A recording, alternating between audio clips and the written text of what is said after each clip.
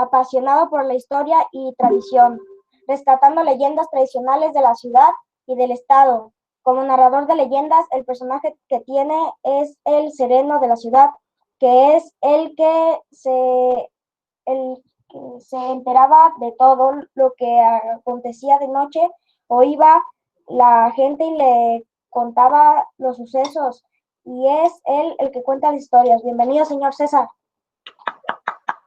Muy bien. Antes, César, ¿me permites? Miren, en caso de que haya una falla en desconexión, ustedes tengan paciencia, hay que volvernos a conectar, esto va a quedar grabado.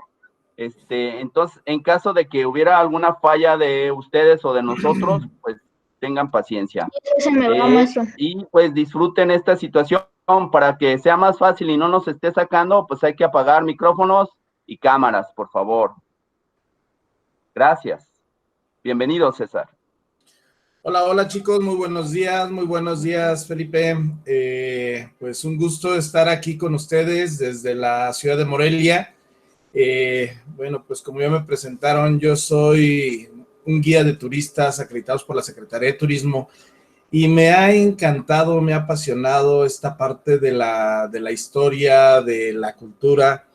Y dentro de esa pasión, de ese gusto, de esas ganas de presumirle a la gente lo que tenemos aquí en la ciudad de Morelia y el estado de Michoacán, pues me di a la tarea de buscar las historias, las leyendas de otras épocas, a preguntarle a la gente qué es lo que pasaba. Y me acuerdo, y esta parte me la decía mi madre desde muy chico, dice, ¿a ti te gusta ir con la gente y estarle preguntando y sacando información y viendo cómo vivían y qué hacían? Y pues haciendo memoria de eso que me llegó a comentar mi mamá en alguna ocasión, pues lo seguí haciendo ya ahora con esta profesión como guía.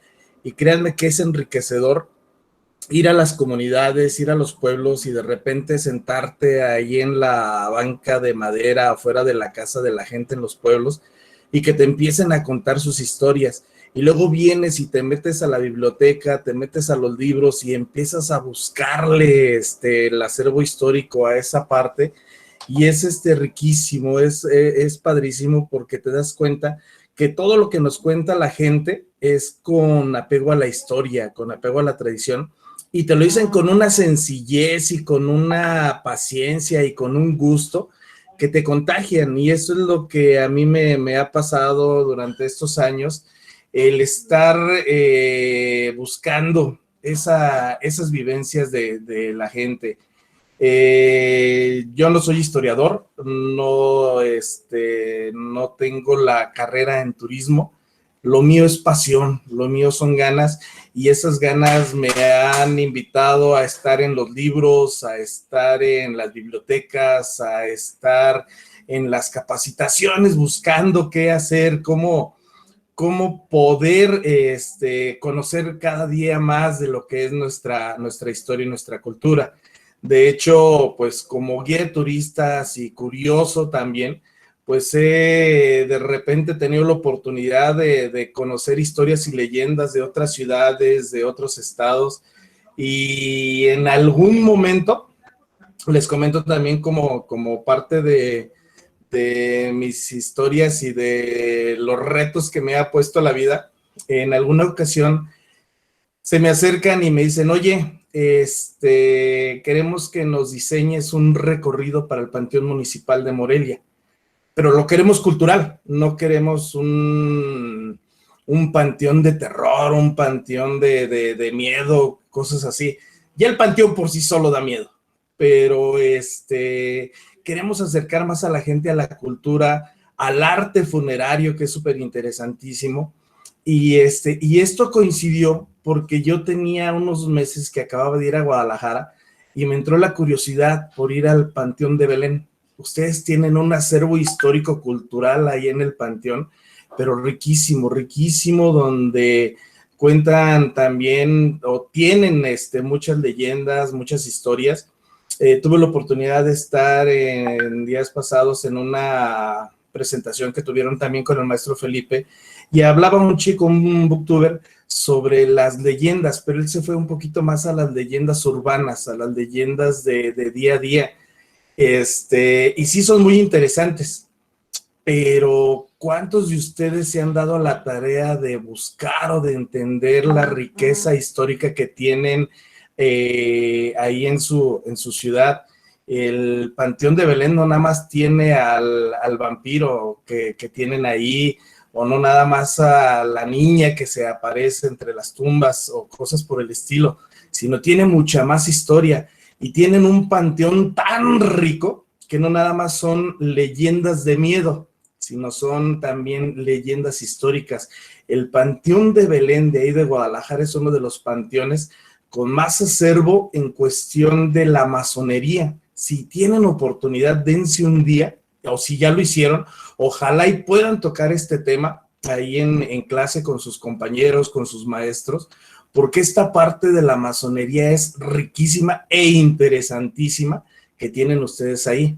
Entonces, bueno, les quise dar esta pequeña introducción con base a lo que a mí me ha llamado mucho la atención, el ir conociendo cada una de las partes, a ir conociendo cada una de las historias, de las tradiciones y de lo que nos da una identidad como pueblo, como ciudad y como país. Y esto, pues, a mí me ha dado también el gusto y la pasión por poderlo transmitir. Y yo lo digo transmitir en una forma de decir, yo presumo mi ciudad, presumo mis leyendas, presumo mi historia y lo hago mediante una caracterización. Bien decía ahorita la persona que me estaba presentando, tengo ya un poquito más de 18 años realizando el recorrido de leyendas y la caracterización que yo traigo es el sereno de la ciudad. ¿Quién de ustedes sabe lo que es el sereno? A ver, ¿quién se atreve a contestar? No pasa nada, no los van a regañar, no, si se equivocan, no tiene tampoco nada que ver. Se trata precisamente de eso, de que vayamos despejando y que nos atrevamos a participar, a preguntar, a soltarnos con relación a lo que estamos estudiando. Cuando va a caer la noche. ¿Quién es, perdón? Alan. Lo fresco de cuando va a caer la noche. Pero en cuestión de persona, ¿ubicas quién es? En tiempo de la revolución había una persona que que prendía las luces y algo así, las 10 y sereno, las 11 y sereno, algo así, ¿no? Es correcto, mi buen Felipe. Permítanme un momentito, sigo aquí con ustedes. Sí.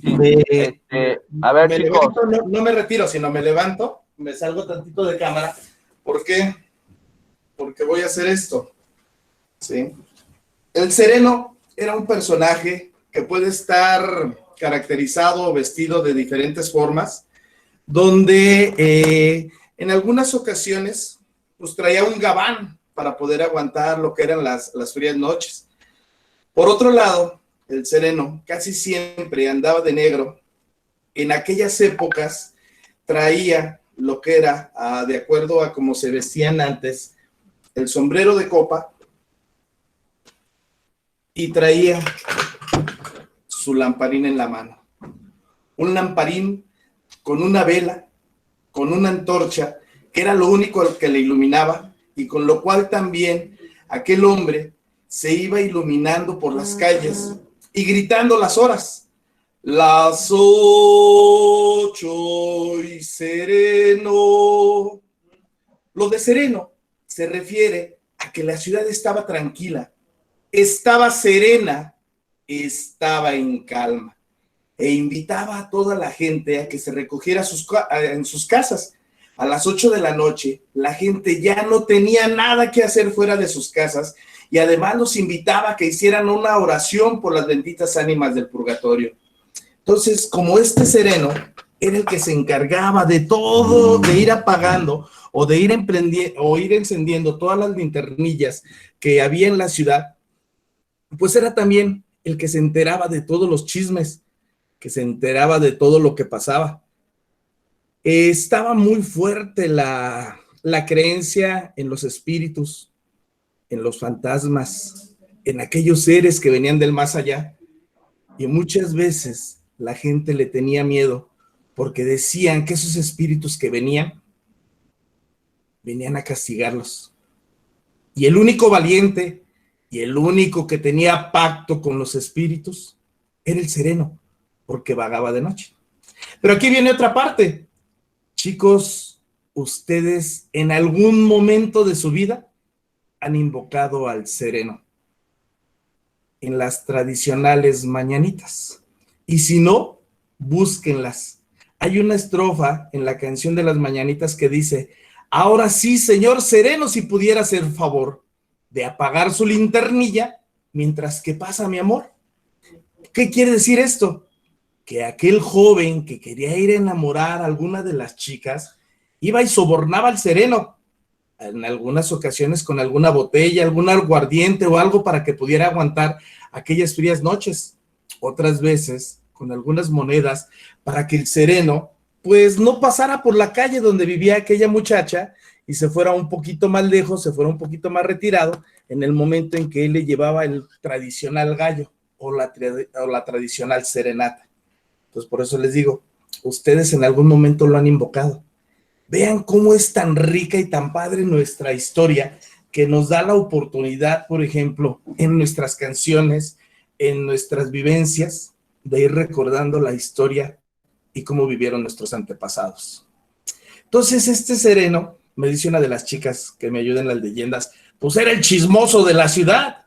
Pues claro, era el que se enteraba de todo lo que pasaba en las calles, en los barrios, en las colonias. Entonces, así es como se fue forjando la historia de Viva Voz. Ahora, ¿por qué las leyendas en estas fechas toman más auge? ¿Por qué empiezan a salir programas en la televisión? ¿Por qué surgen diferentes espectáculos donde comienzan a buscar todo lo paranormal? ¿Qué es lo que les llama la atención a ustedes de las leyendas? ¿A qué se refiere una leyenda? ¿Qué es una historia viva? ¿Cuál es la curiosidad que les despierta escuchar este tema? A ver, ¿quién me puede contestar?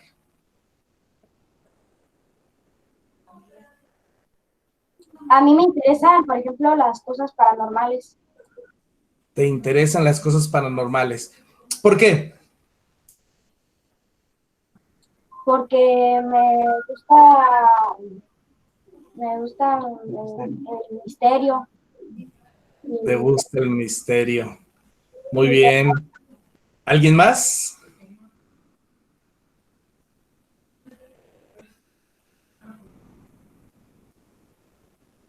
Bueno, con base a lo que nos acaba de contestar su compañero, les voy a dar ahorita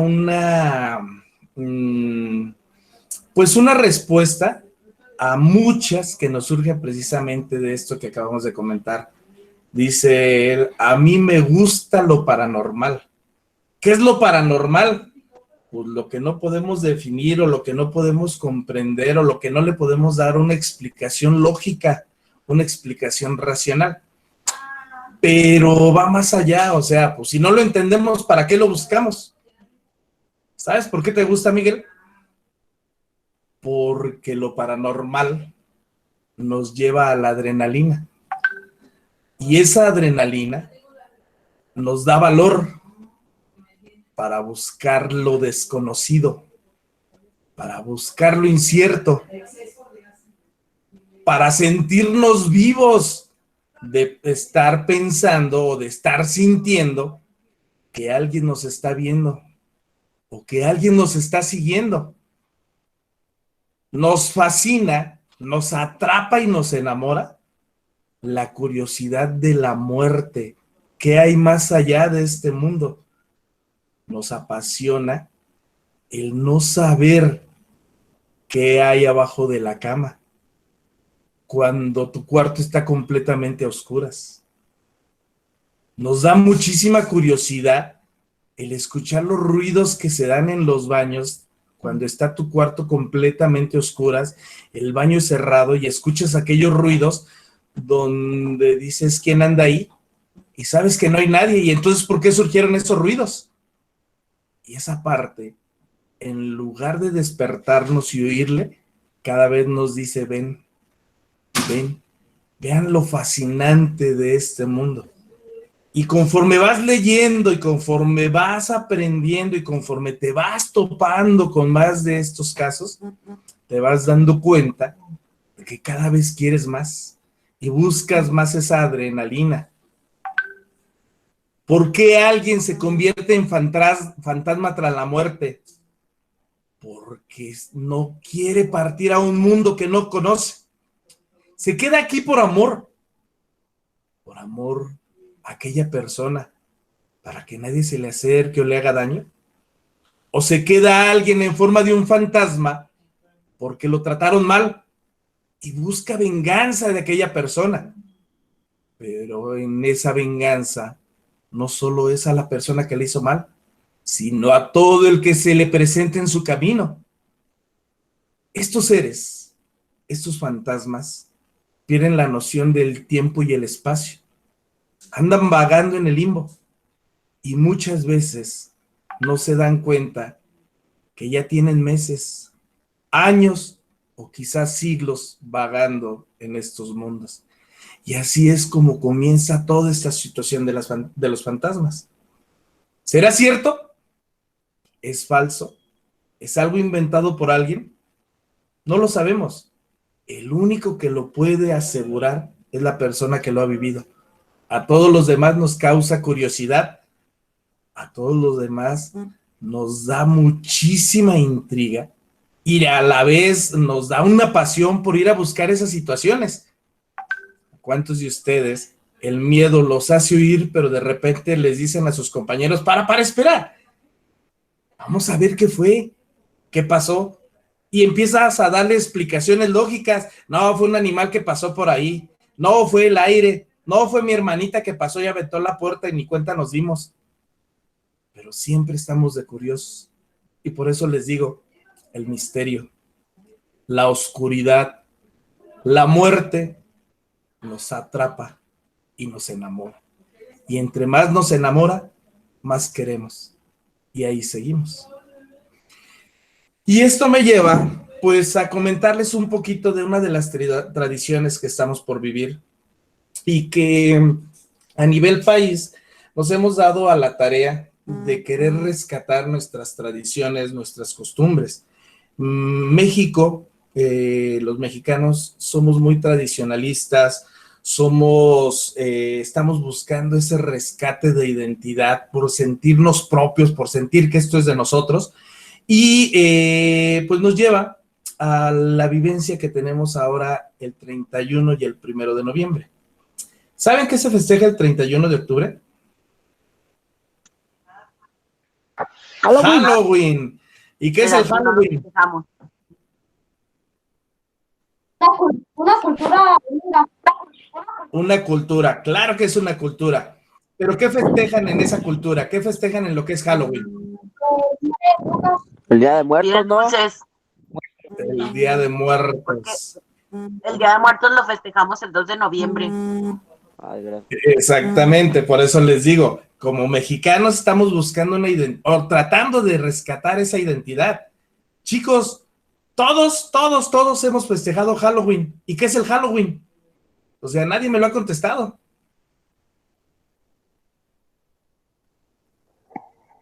Día de Brujas. Día de Brujas. Todo esto viene precisamente relacionado con lo que comentaba hace rato Miguel, buscando lo paranormal, buscando lo desconocido. ¿Cuál es la interpretación de una bruja? ¿Qué hace una bruja? Pues embruja. Embruja. ¿Y qué hace un brujo? Pues como los nahuales, ¿no? Algo así como los nahuales. Brujería. La bruja, el brujo son personas que practican actividades oscuras, no permitidas, no aceptadas por las culturas tradicionalistas. sea, acuérdense, hay una base en toda la historia del mundo. Si no estás conmigo, estás contra mí. Si no estás con la iglesia, estás contra la iglesia. La iglesia es la luz. Lo oscuro es lo que no está permitido. Y entonces decían que las brujas o los brujos invocaban a los seres de la oscuridad para pedirles favores. Favores para enamorar a aquella muchacha que pretendes. O se dicen que las niñas practican brujería para enamorar a aquellos muchachos que les gustan. ¿A poco no, niñas? Entonces, son cosas oscuras. Y ya cuando practicabas algo que no estaba permitido, ya eras tachado de brujería y ya no eras aceptado por esta sociedad. Y finalmente, como les acabo de repetir, son energías que no quisieron cruzar al otro mundo y se convierten en fantasmas. Y mientras andan vagando por ahí, pues algunos son latosos, otros son vengativos, otros, pues como no hayan qué hacer, pues te ayudan a hacer favores. Y ahí es donde comienza toda esta situación. Y entonces por eso, en una cultura que viene desde Europa y que dejaron los ingleses muy bien plantada en Norteamérica, pues comienzan con esta tradición del famoso Halloween. Yo les pregunté, ¿qué se festeja el 31 de octubre? En nuestro país se festeja a los ángeles, a los niños, a las almas puras que no pecaron. Por eso se les conoce A los como angelitos, ángeles. ¿no? Se les llama. ¿Mande? A los angelitos, ¿no? Se les llama así. Exactamente, a los angelitos, las almas puras. Vean la diferencia entre dos países que estamos muy juntos y las culturas son muy distintas. La Noche de Muertos, llámese el 31 de octubre a los angelitos o el 1 de noviembre para amanecer el 2 a los fieles difuntos, no es otra cosa más que el permiso que tienen nuestros familiares que ya cruzaron al más allá de regresar a este mundo a convivir con nosotros.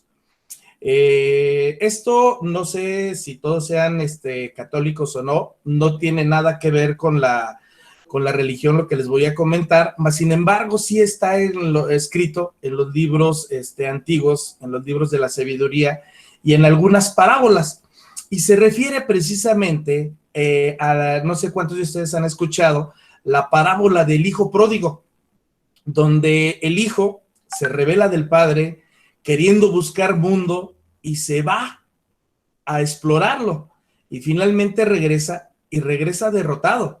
Y el hijo que se quedó con el padre, pues le ayudó a mantener el negocio, a cuidar a los animales, a que el padre estuviera bien. Y cuando el padre se entera que su hijo, el que se fue de viaje, viene de regreso, ¿qué hace el papá? Pues pide que maten al mejor becerro y que lo preparen y que la casa la arreglen y la adornen con lo mejor que tiene. Y el hijo que siempre ha estado con el papá le dice, yo que siempre he estado contigo, nunca me has dado un becerro para poderlo convivir con mis amistades. En cambio, este ingrato que se fue, tú le das la oportunidad, tú más bien lo recibes con lo mejor que tienes en tu casa. Y el papá le contesta, a ti te tengo todo el tiempo y tú siempre estás aquí conmigo y lo mío es tuyo. Pero a tu hijo, a mi hijo, a tu hermano, yo ya lo había perdido y hoy regresa conmigo. Por eso es que le voy a dar lo mejor que tengo para que se sienta bien recibido y se sienta que está en casa.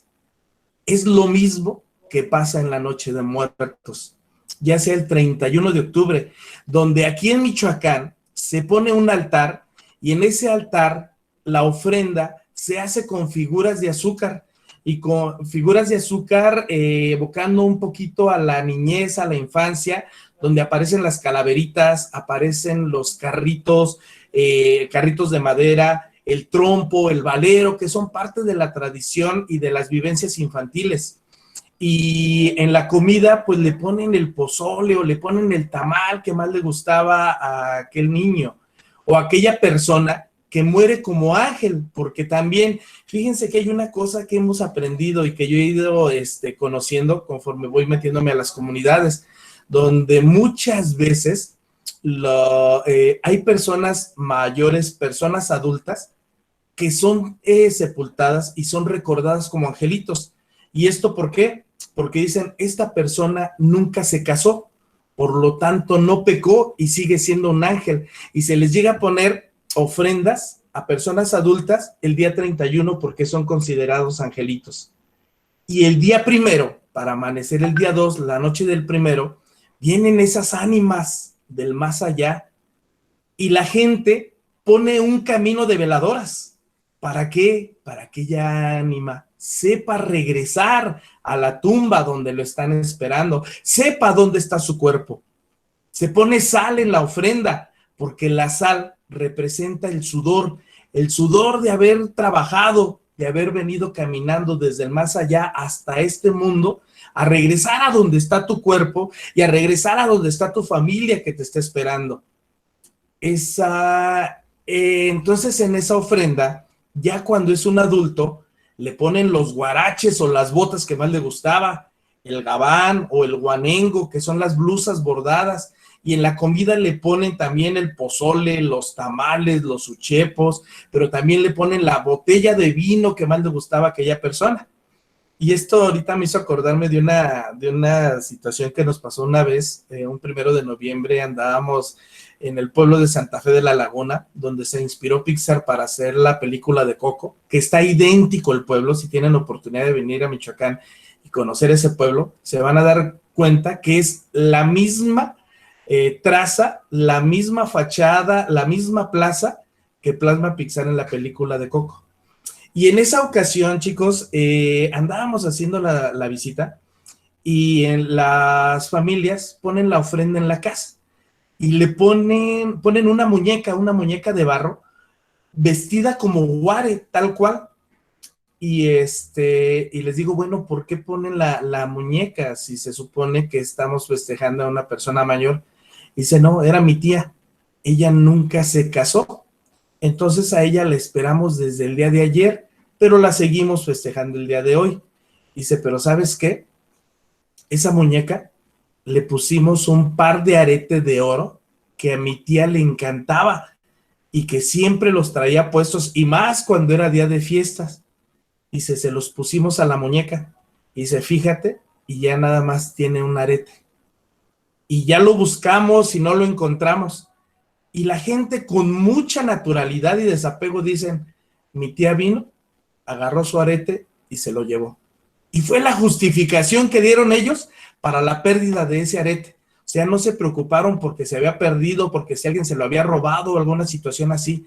No se friquearon en ese sentido, sino más bien se pusieron a darle una explicación muy natural y muy hermosa para ellos. Mi tía vino por su arete. Y así como estos, chicos, les puedo contar muchísimas historias que la misma gente nos va comentando. Pero bueno, esa es la historia viva, que así como yo se las cuento a ustedes, a lo mejor tú el día de mañana vas y se lo cuentas a algún familiar. Fíjate que una vez nos contaron esto con relación a lo de Noche de Muertos, pero como no te vas a acordar de todo lo que yo te dije, le vas a poner lo que tú quieras. Y así se empieza a hacer más grande la historia, y se empieza a hacer más grande la leyenda, y la leyenda va cambiando conforme la vamos viviendo, conforme la vamos contando. ¿Hasta ahorita alguna duda? No. No. Vamos bien. César, miren, No. esto que menciona César es importante. Los que están en tercero, en primero vimos la diferencia entre el mito y leyenda. Los mitos pues son los que se cuentan a veces al principio del origen de los mayas, por ejemplo el Popol Vuh. Las leyendas tienen un aspecto más cotidiano, más cercano a nosotros, tienen que ver, o sea, con muchas cosas verosímiles que pudieron haber sido verdad, pero como dices tú claramente, César, con el paso de boca en boca, el teléfono descompuesto, ¿no? Y entonces se les ha ido agregando algunas cosas. Ojalá, no me gustaría desaprovechar tu venida, tu precioso tiempo, que nos pudieras platicar alguna leyenda de allá de Morelia, un poco más, ¿por qué es tan famoso allá? A mí me encantaría ir algún día a la celebración del Día de Muertos. Entonces, no sé, todavía tenemos un poco de tiempo, más o menos un poco más de 10 minutos. Si nos pudieras compartir algo de eso, por favor. Claro que sí, permíteme tantito.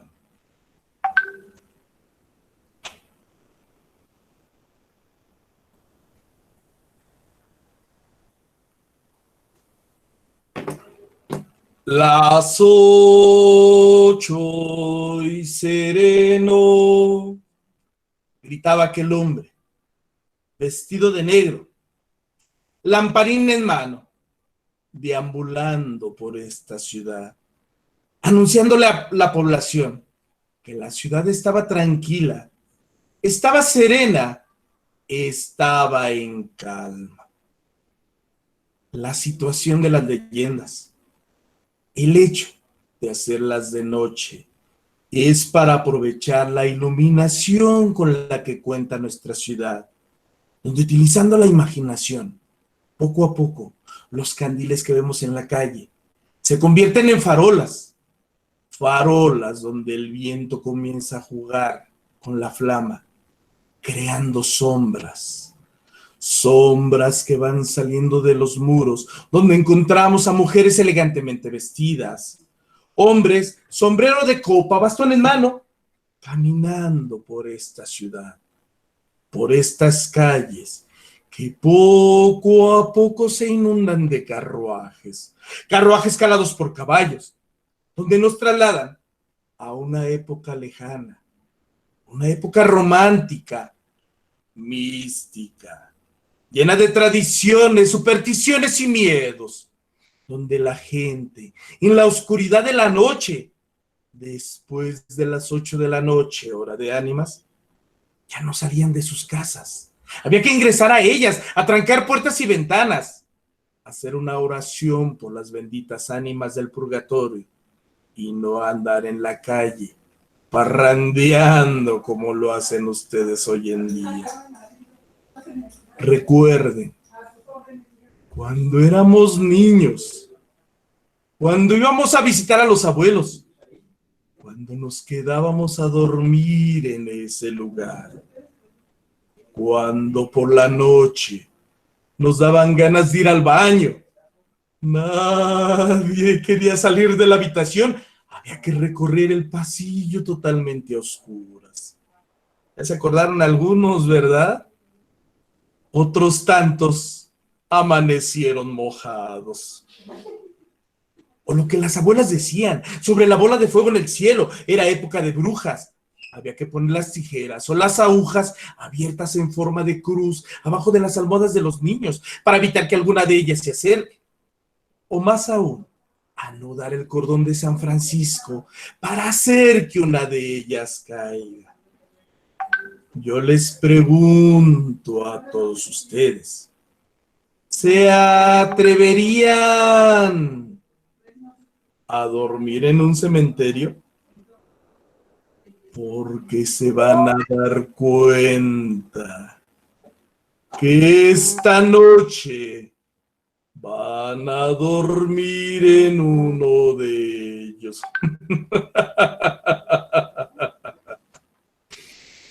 Esta ciudad se funda un 18 de mayo del año de 1541, en el antiguo Valle de Guayangareo, como lo llamaban los habitantes de esta ciudad. Al llegar los españoles llegaron con todas sus tradiciones, y es cuando aparece un personaje, el antiguo alarife. El alarife es lo que hoy conocemos como el arquitecto.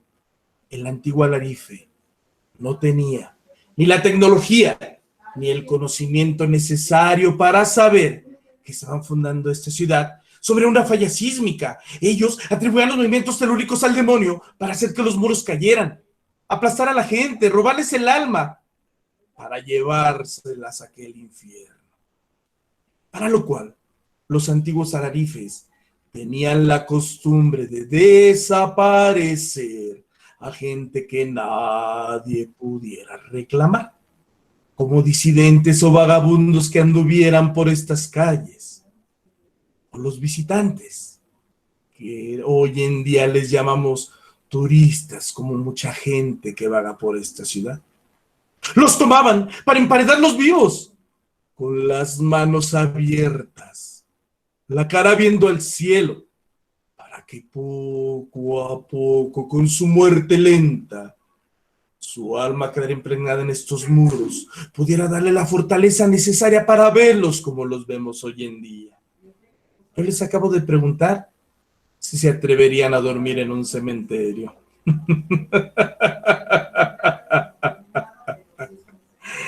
La ciudad de Morelia es un cementerio gigantesco, donde noche a noche, después de las 8 de la noche, hora de ánimas, comienzan a salir entre los muros para tomar venganza por lo que les hicieron.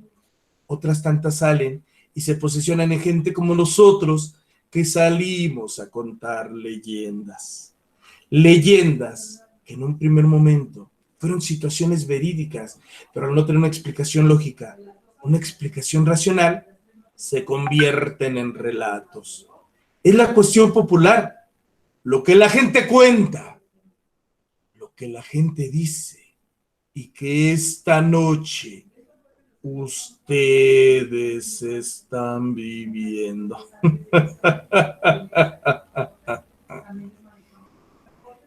Y así comienzan las historias de nuestra ciudad, de aparecidos, de fantasmas, de frailes vagando, de cuerpos que van saliendo de entre los muros, de tumbas que se abren, de campanas que repican durante toda la noche, anunciándole a las ánimas a dónde tienen que regresar.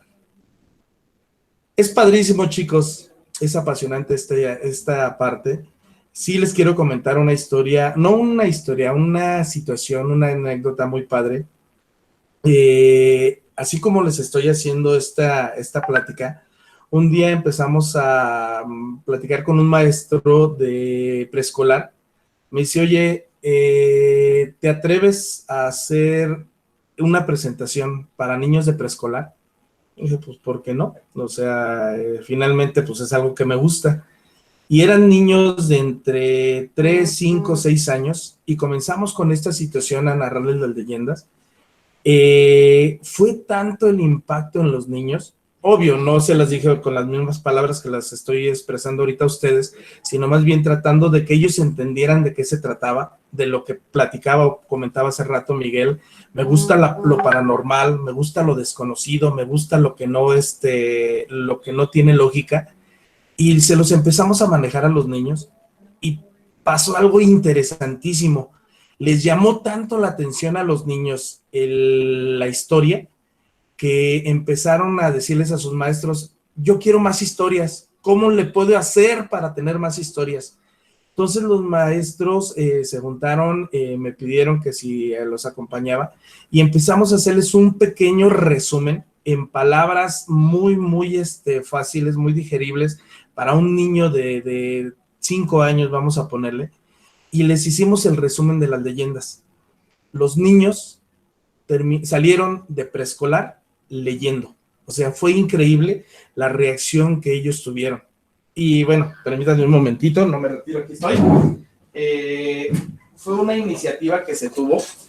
¿Por qué? Porque yo hago el recorrido en las noches. Este lamparín que les mostré, sí lo prendemos, sí está nada más con la vela, y es con la única luz que nos iluminamos cuando estamos haciendo el recorrido. Y entonces, pues ahí surge la idea, oye, ¿y cómo le puedo hacer? O sea, yo quiero seguir escuchando historias. Bueno, pues acércate a tu papá, acércate a tu mamá, acércate a tu hermano mayor, y que te empiece a contar una historia, y tú mismo empieza a leer para que entiendas de qué se trata. Y les gustó tanto a los niños que les dimos la idea, porque todos lo hemos hecho y ustedes lo han hecho también, ¿sí? Te metes a la cama, te pones una sábana en la cabeza, cubriéndote todo, prendes una lámpara y empiezas a leer aquella historia, y tú mismo vas recreando tu leyenda creando tu ambiente para conocer esas historias que tanto gusto, tanta pasión nos causan. Entonces, es muy buen momento de poder retomar esta lectura, estas historias y esta pasión que tengo yo por la historia de nuestro país, por la historia de mi ciudad. ¿Algún otro comentario, Felipe? Muy bien, muy bien. Muchas gracias. Qué emoción, qué gusto que nos compartas algo de eso. La verdad es que pues nos falta tiempo para disfrutar todo esto. A lo mejor pues más en grande. Estuvimos tratando de hacerlo transmisión en vivo, pero necesitamos más aditamentos. Mucha gente se quedó con ganas de entrar. El Meet no tiene mucha capacidad. Estuvo pues varias personas aquí, además de los alumnos. Dos cosas nada más, pues una gratitud inmensa, un reconocimiento virtual que me gustaría írtelo a entregar a Morelia en cuanto se pueda, ya firmado por la directora, porque pues está al revés, creo. A ver, entonces no sé cómo hacértelo llegar, pues, pero te lo vamos a hacer llegar ya a todo color y todo. Dice la Escuela Secundaria Mixta 62, Nezahualcóyotl. La dirección de este plantel tiene el honor de entregar el presente reconocimiento a César Ahmed Santana por su videoconferencia sobre las leyendas en el marco pues de esta pandemia. Entonces estamos muy agradecidos y pues seguimos adelante. No sé si alguien más quisiera agradecerle a nuestro ponente. Yo, muchas gracias. Gracias también yo porque me interesó mucho saber de leyendas. A mí también me gustaría agradecerle. Digo que es una buena forma de llegarle a los jóvenes que se les interese más por la lectura y pues qué mejor que ahorita en estas épocas que es leyendas. Pues muchas gracias por habernos acompañado en esta clase. El prefecto es el maestro Hugo, es también un gran compañero y es de los invitados. Pues felicidades, César. Gracias a todos, gracias a ti, Felipe, por haberme hecho partícipe de esta dinámica. Créeme que créanme que una de las pasiones también que tengo yo y que me gusta expresarlo y compartirlo, es que todo lo que podamos aportarle a la educación es muy bueno, es excelente. Y es algo que podemos hacer para que podamos generar una mejor sociedad. Como les comentaba hace un rato, si nos ocupamos de buscar nuestras raíces, de buscar nuestras historias, de buscar lo que nos ha forjado, créanme que eso nos va a dar la pauta para poder ser mejores personas. Muchas veces nos da flojera leer.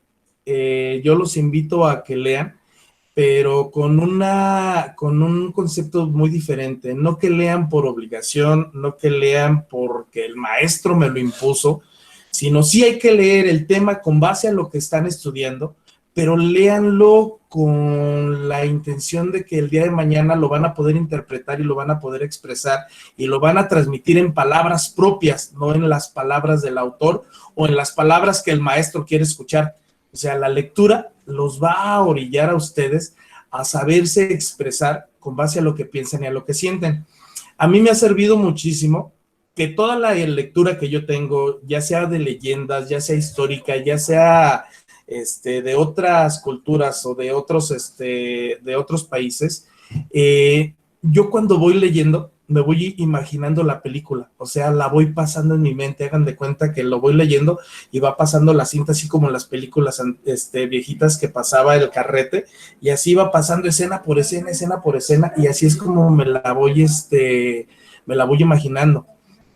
para mí les puedo comentar, y sí se los digo con mucho gusto y con mucho orgullo, traigo el personaje del Sereno, les digo, desde hace un poquito más de 18 años, pero desde el 2010 que se dio mucho, como les comentaba hace rato, esta pasión, este gusto por buscar los regionalismos, lo tradicional, lo local, la identidad que tenemos, me llevó a buscar la biografía de un personaje nacido aquí en estas tierras, aquí en nuestra ciudad, de José María Teclo Morelos Pérez Pavón, y hago una caracterización de Morelos.